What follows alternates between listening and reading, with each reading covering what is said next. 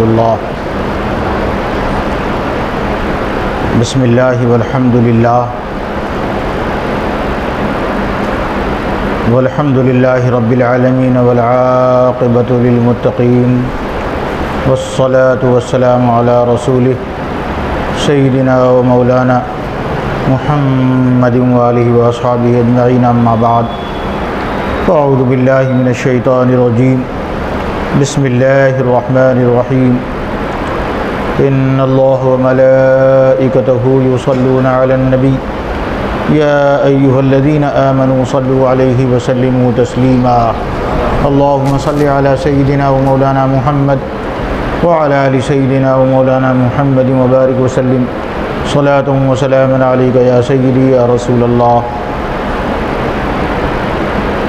محترم و مکرم معزز سامعین و مصلیان جامع مسجد حاضہ مینائی اسلامک مشن کے آؤ دین سیکھیں کے آج کے اس پروگرام میں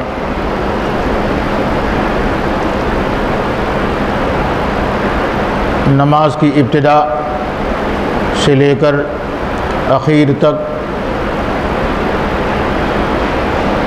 فرض، واجب، سنت کے بیان سے کے متعلق گفتگو ہونی ہے۔ آپ سے پہلے یہ بات بتائی گئی کہ تکبیر تحریمہ یہی ہے نماز کی ابتدا۔ تکبیر تحریمہ کو نماز سے باہر بھی شرائط نماز میں شمار کیا گیا ہے اور اسے نماز کے اندر بھی فرض میں شمار کیا گیا ہے۔ دراصل نماز میں بعض چیزیں فرض ہیں، واجب ہیں، سنت ہیں، ان کو خوب سلیقے سے سمجھ لیا جائے۔ نماز میں جو چیزیں فرض ہیں ان کا مطلب ہے کہ انہیں چاہے جان بوجھ کر یا بھول کر چھوڑنے یا چھوڑ دینے سے نماز بالکل ہی ختم ہو جائے گی، نماز ہوگی ہی نہیں، باطل ہو جائے گی نماز۔ تو فرض سے آپ سمجھ گئے کہ فرض چھوٹنے یا چھوڑ دینے سے بالکلیہ نماز نہیں ہوگی۔ تو اب یہیں سے یہ جاننے کی بھی ضرورت پیش آ گئی کہ نماز میں کتنے فرائض ہیں۔ تو اس کا سیدھا سا جواب یہ ہے کہ نماز میں 7 فرائض ہیں۔ 7 فرض یہ ایسی چیزیں ہیں کہ جن میں اگر قصداً یا سہواً غلطی ہو گئی تو نماز بالکلیہ ختم ہو گئی، نماز ہوگی ہی نہیں۔ لہٰذا جانا جائے کہ فرض کیا ہے۔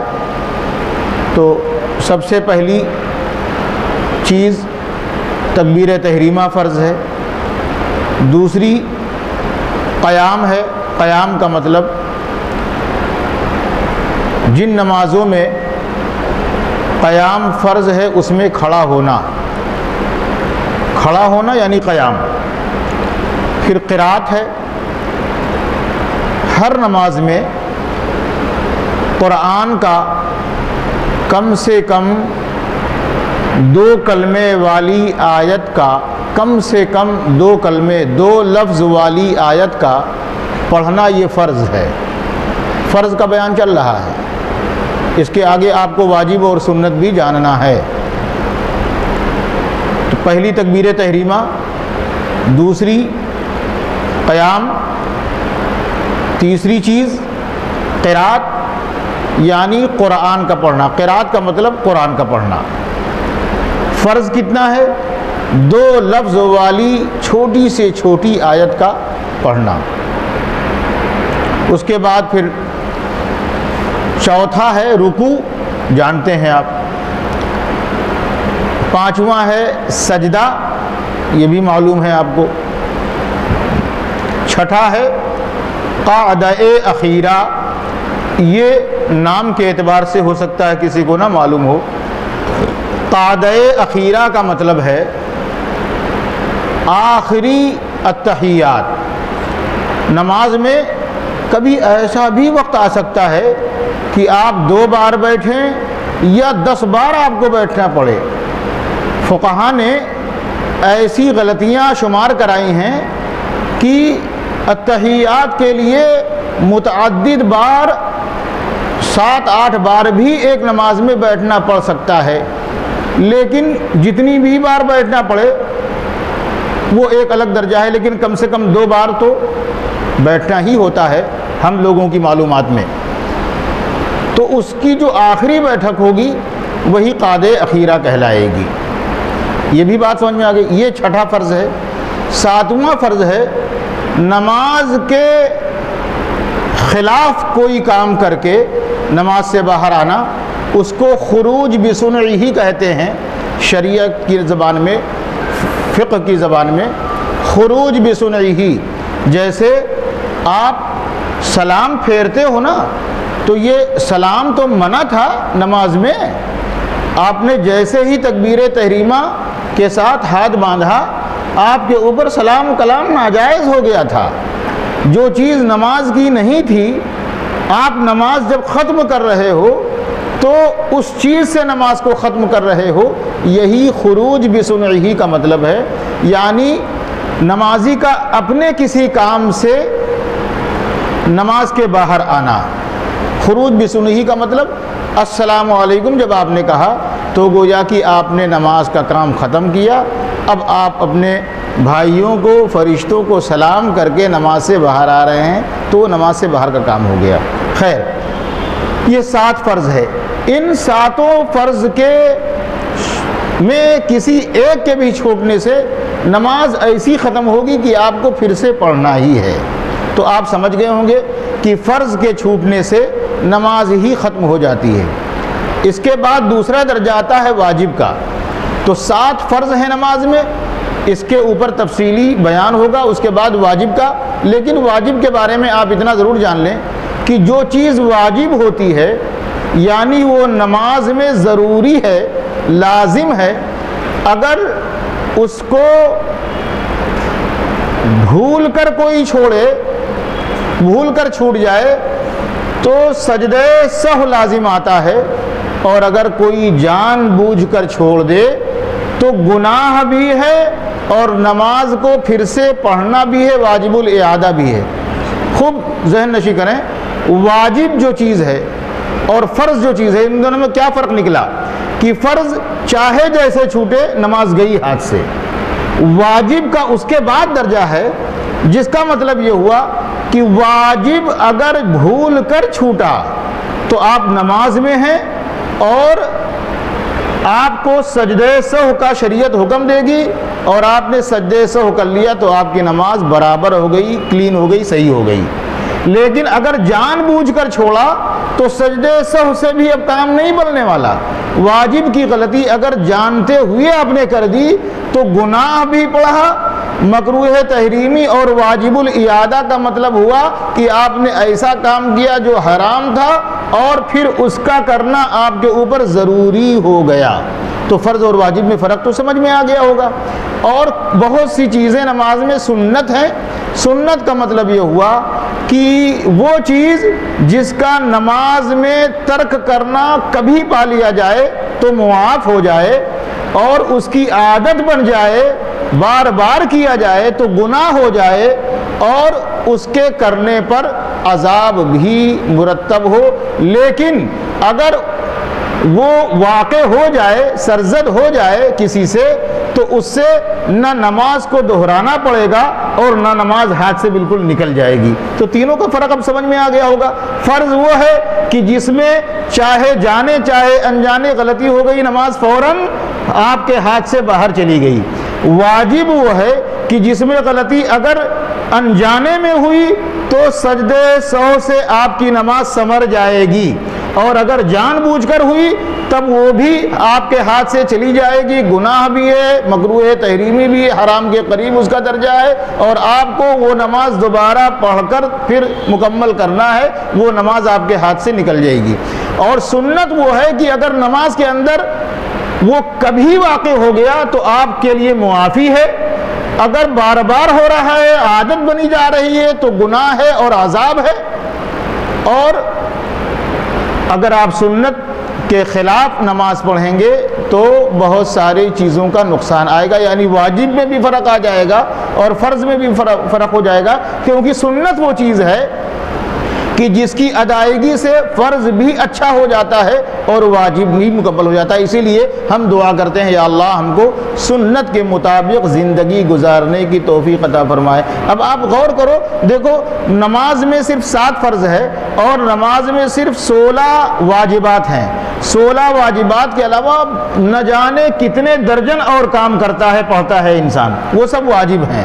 تو نماز جب ہم پڑھتے ہیں تو ہاتھ اٹھاتے ہیں، تکبیر تحریمہ ادا کرتے ہیں، تکبیر تحریمہ کے بعد پھر ہم اعوذ باللہ ثنا پڑھتے ہیں، یہ سنت، اعوذ باللہ پڑھتے ہیں، یہ سنت، بسم اللہ پڑھتے ہیں، یہ سنت، پوری سورہ فاتحہ پڑھتے ہیں، یہ واجب، اس کے بعد آمین کہتے ہیں، یہ سنت، پھر دوسری سورت ملاتے ہیں، یہ واجب، اور مختصر سا 2 کلمہ یعنی الحمدللہ آپ نے کہہ دیا، اتنا فرض۔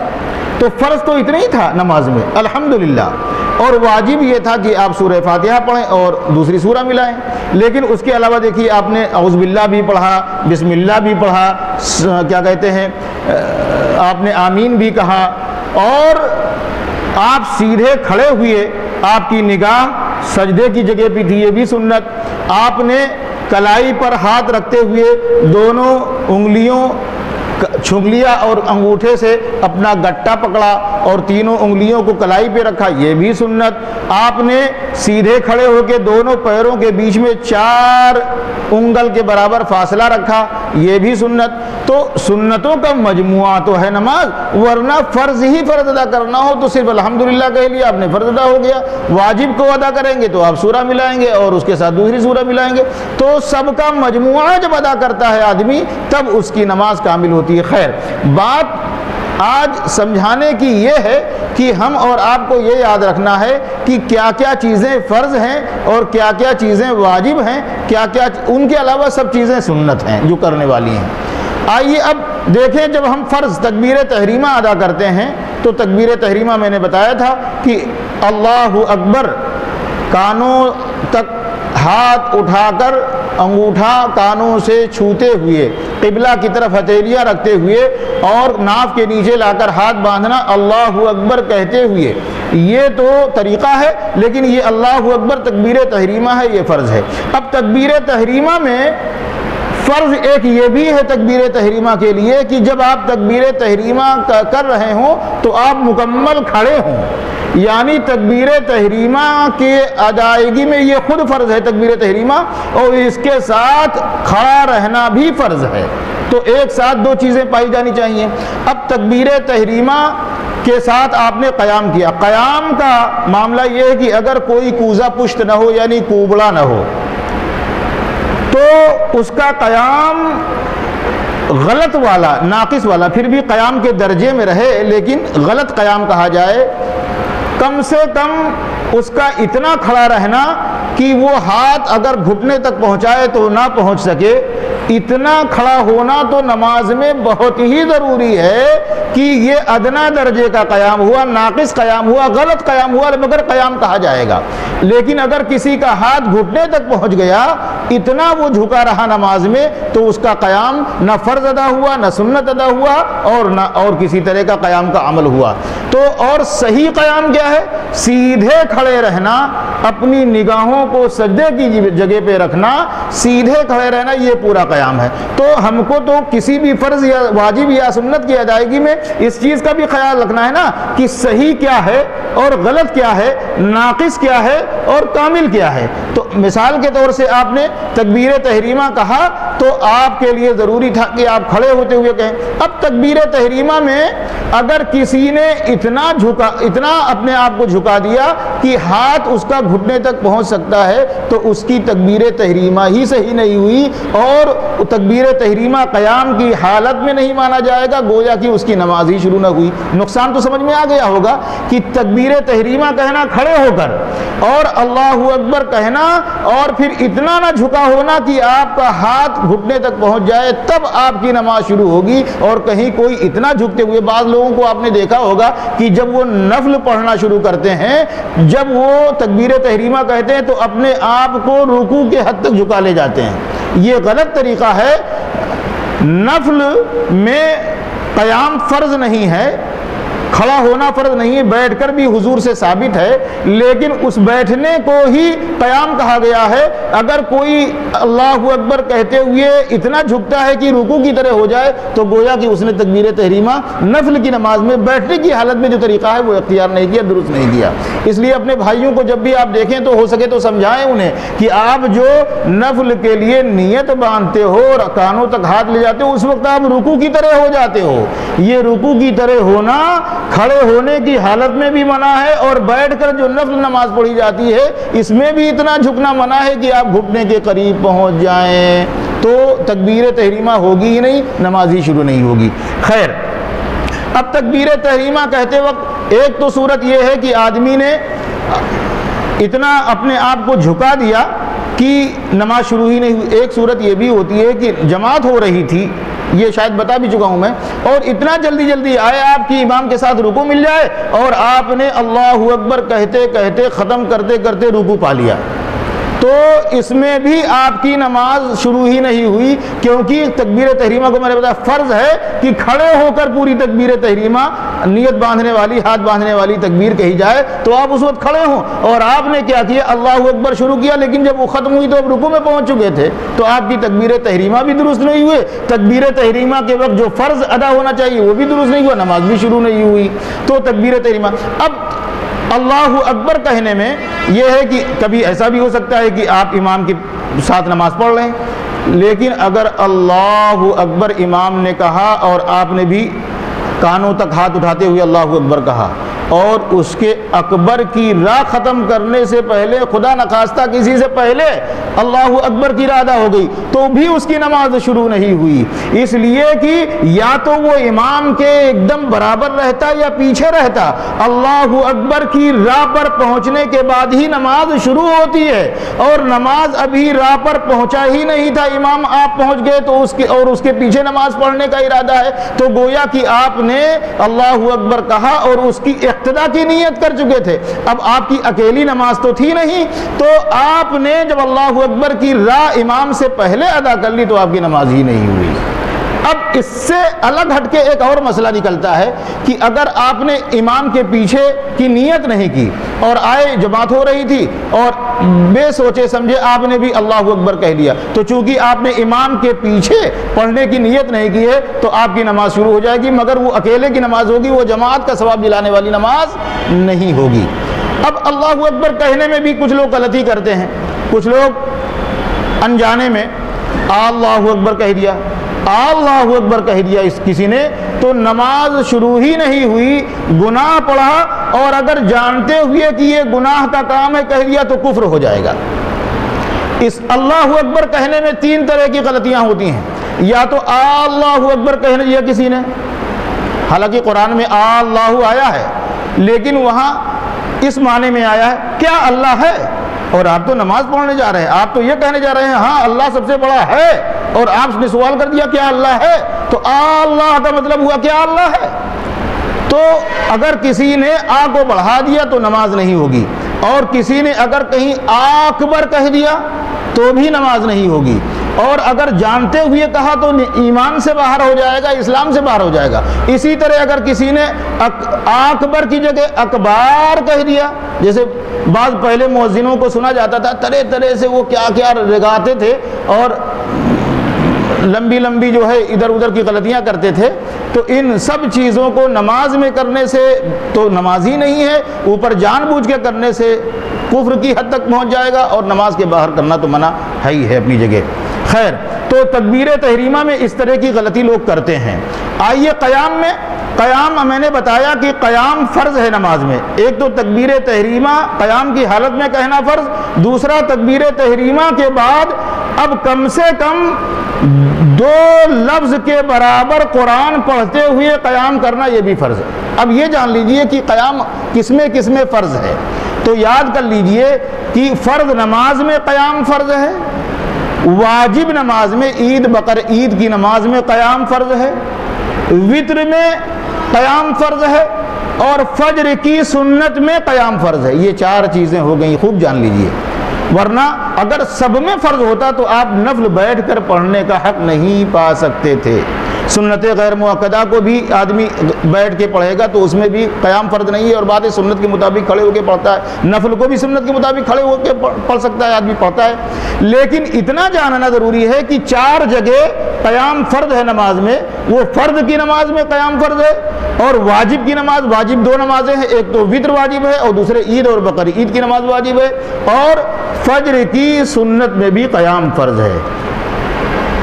اب قیام کی حالت میں آپ قرات کرتے ہیں, قرات بھی فرض ہے, اور قرات کتنی فرض ہے؟ الحمدللہ کہنے کے برابر فرض ہے, اور جو سورہ فاتحہ کے برابر پڑھتے ہیں. پھر بھری رکعتوں میں آپ اس کے علاوہ ایک اور سورت پڑھتے ہیں. ان دونوں کا اس طرح پورا پڑھنا واجب ہے. واجب 16 ہے, جو وقت آئے گا تو بتائیں گے. آج میں نے آپ کو سمجھایا کہ فرض کتنے ہیں, 7 ہیں. یہ تیسرا فرض ہوا قرات. قرات میں بھی بہت دھیان دینے کی ضرورت ہے کہ نماز میں جتنے حروف قرآنیہ ہیں وہ عربی طرز سے ادا کرنے کی کوشش کرنا, یا ان کو عربی طریقے سے ادا کرنا نماز میں ضروری ہے.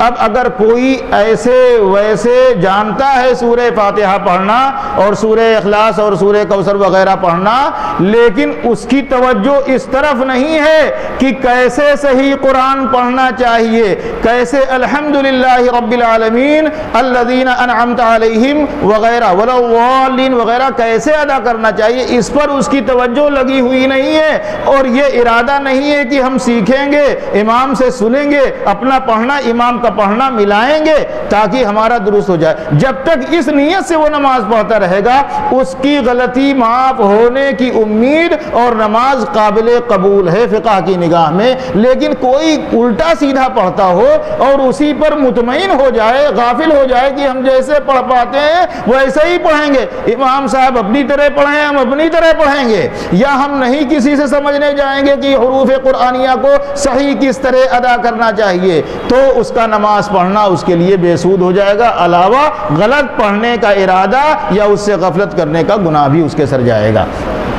یہ تو ہو گئی قرات کی بہت تفصیلات, ہر چیز کی بہت تفصیلات ہیں, میں تو آپ کو شارٹ کر کے بتا رہا ہوں. یہ ہو گئی یہ ہو گیا تیسرا فرض. چوتھا فرض ہے رکوع. رکوع میں جیسے آپ کو میں نے سمجھایا, ٹائم ختم ہونے کے قریب پہنچ رہا ہے. رکوع میں جیسے میں نے آپ کو سمجھایا کہ آپ اگر اتنا جھکے قیام میں کہ لگ بھگ آپ نے گھٹنا تک ہاتھ پہنچنے کی کیفیت حاصل کر لی تو آپ کا قیام درست نہیں ہوا. ایسے ہی رکوع کا معاملہ ہے کہ رکوع میں آپ نے گھٹنا تک ہاتھ پہنچا دیا مگر پوری طرح سیدھے نہیں ہوئے, گھٹنے تک آپ کا ہاتھ پہنچا ہوا ہے, تو رکوع کی منزل میں آپ ہیں, یعنی آپ رکوع والے ہو گئے مگر سنت کے مطابق آپ کے رکوع کا حکم نہیں, رکوع کی ادائیگی نہیں ہو رہی ہے.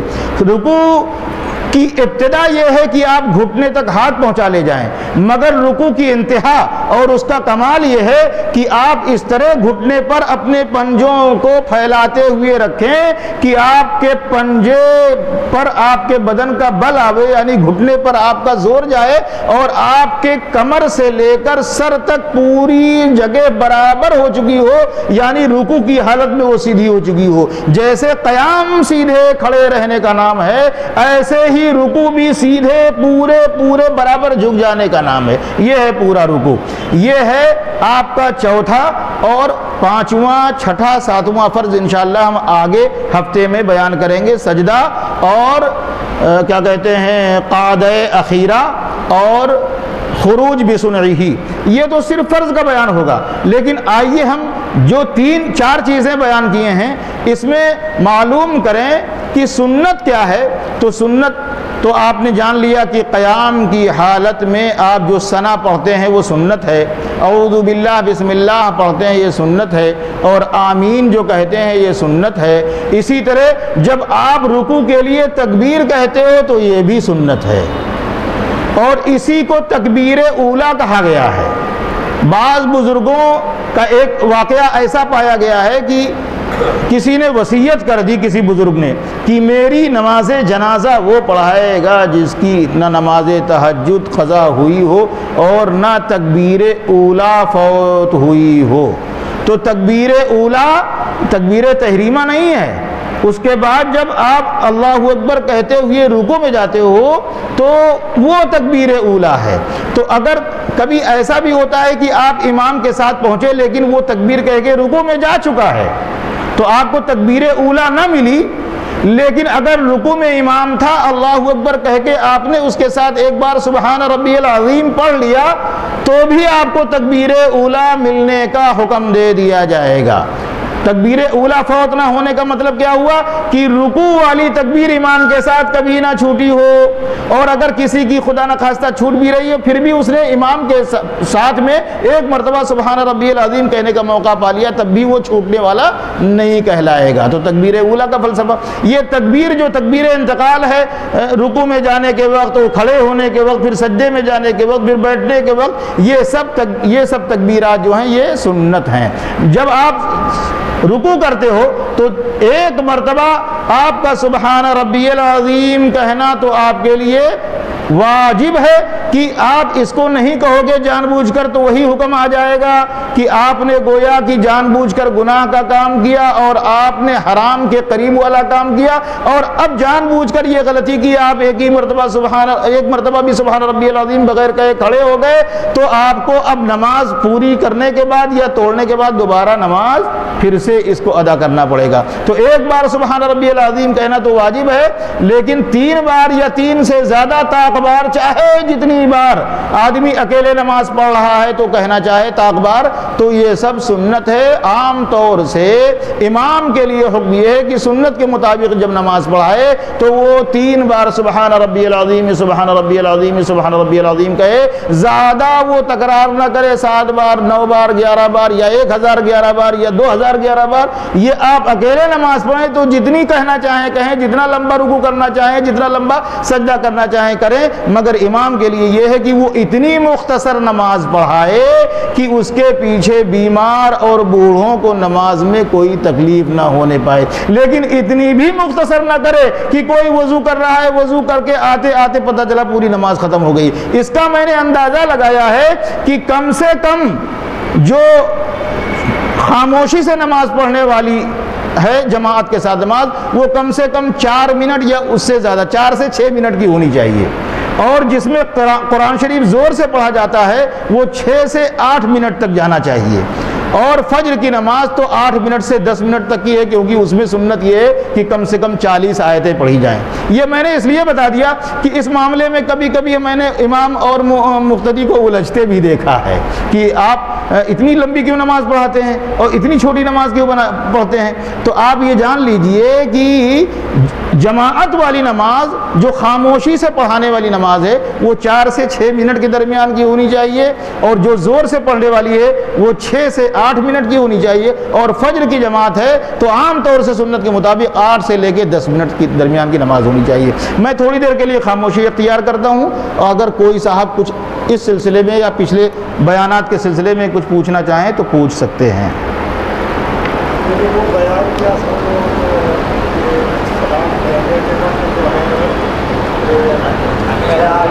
تھوڑا سا آگے خیال کیا جاتا ہے، سلام پھیریں، ہاں ہاں بیٹھ جائیے، ٹھیک ہے۔ انہوں نے ایک پوچھا کہ جب جماعت کے ساتھ نماز پڑھتے ہیں تو جماعت میں جب داہنے طرف سلام پھیریں تو اپنے داہنے فرشتے کو اور اپنے داہنے طرف جتنے بھائی ہیں سب کو سلام کی نیت کریں، اور بائیں طرف پھیریں تو اسی طرح اپنے بھائیوں کو سلام پھیرنے اور کرامن کاتبین کے دوسرے فرشتے جو کندھے پر ہیں ان کو۔ لیکن اکیلے پڑھیں تو اکیلے جب آپ پڑھیں گے تو وہ کرامن کاتبین ہی کی نیت کافی ہے، کرامن کاتبین ہی کی نیت کافی ہے، آپ انہی کے نیت سے سلام پھیریں گے۔ اور اگر نہ بھی نیت کیا آپ نے اپنے بھائیوں کو سلام کرنے اور کرامن کاتبین، لیکن سنت کے مطابق آپ نے السلام علیکم ورحمۃ اللہ، السلام علیکم ورحمۃ اللہ اور اپنے کندھے کی طرف نگاہ رکھتے ہوئے سلام پھیر دیا، تو آپ کی نماز میں کوئی خرابی نہیں آئے گی۔ اس کے علاوہ اگر کوئی اور پوچھنا چاہے کوئی بات۔ وطر میں اگر 2 میں سلام اگر پھیر دیا گیا تو نماز دوبارہ پڑھنا پڑے گا وطر میں؟ ہاں، وطر میں بیٹھیں۔ کبھی ایسا بھی ہوتا ہے کہ ہم کو 3 رکعت فرض یا واجب پڑھنا ہے یا سنت ہی پڑھنا ہے، لیکن 3 یا 4 والی نماز ہے تو بھول کر ہم سلام پھیر دیتے ہیں، یا امام کے ساتھ کبھی پڑھ رہے ہیں اور ہماری ابھی 1 رکعت یا 2 رکعت یا 3 رکعت باقی ہے اور امام نے سلام پھیرا، ہم نے بھی سلام پھیر دیا، تو السلام علیکم ورحمۃ اللہ، السلام علیکم ورحمۃ اللہ دونوں طرف سلام پھیرنے کے بعد سبحان اللہ سبحان اللہ سبحان اللہ 3 بار کہا میں نے، 3 بار کہنے کا وقت نہیں گزرا اور آپ کو یاد آ گیا تو آپ کھڑے ہو جائیے اور اپنی جو نماز ہے وہ پوری کر لیجیے، آپ کی نماز ختم نہیں ہوئی ہے، کنٹینیو ہے، جاری ہے۔ اور اگر دونوں طرف سلام پھیرنے کے بعد سبحان اللہ سبحان اللہ سبحان اللہ کہنے کا، یعنی زیادہ زیادہ میرے خیال میں 5 سیکنڈ سے 10 سیکنڈ کے درمیان ہوگا یا اس سے بھی کم ہوگا، تو اتنا اگر بیت گیا تو آپ نماز سے باہر ہو گئے، پھر آپ کو وہ نماز جو آپ نے نیت کیا تھا 4 رکعت یا 3 رکعت کی، اس کو پھر سے پڑھنا پڑے گا، کیونکہ جب آپ نیت کر کے نماز شروع کرتے ہیں تو آپ کے اوپر اتنی رکعتوں کا پڑھنا واجب ہو جاتا ہے، تو اب چونکہ آپ کے اوپر لازم تھا کہ اتنی رکعتیں پوری کریں، لیکن آپ نے بھول کر سلام پھیر دیا اور 3 بار سبحان اللہ سبحان اللہ سبحان اللہ پڑھنے کے بعد وقت بھی گزر گیا، نماز سے باہر آ گئے، تو پھر سے اس نماز کو آپ پڑھیے، وہ نماز آپ کے ذمہ باقی رہے گی جب تک نہیں ادا کریں گے۔ آئیے دعا فرمائیے۔ بسم اللہ الرحمن الرحیم، اللہم صلی علی سیدنا و مولانا محمد وعلی آل سیدنا و مولانا محمد وبارک وسلم صلاۃ و سلام علیک یا رسول اللہ۔ اللہم ربنا آتنا فی الدنیا حسنۃ وفی الآخرۃ حسنۃ وقنا عذاب النار۔ یا اللہ یا رحمان یا رحیم، دل ہمارا کن مستقیم، بحق ایاک نعبد و ایاک نستعین، اللہم اہدنا الصراط المستقیم۔ یا اللہ یا رحمان یا رحیم، ہم میں جتنے بھی حاضرین ہیں یا جو موجود نہیں ہیں اور آنے کا ارادہ رکھتے ہیں، سب کو اور توفیق خیر عطا فرما، اور ہم سب کو دین سمجھنے، دین سننے، دین جاننے اور اس پر عمل کی توفیق عطا فرما۔ وصلی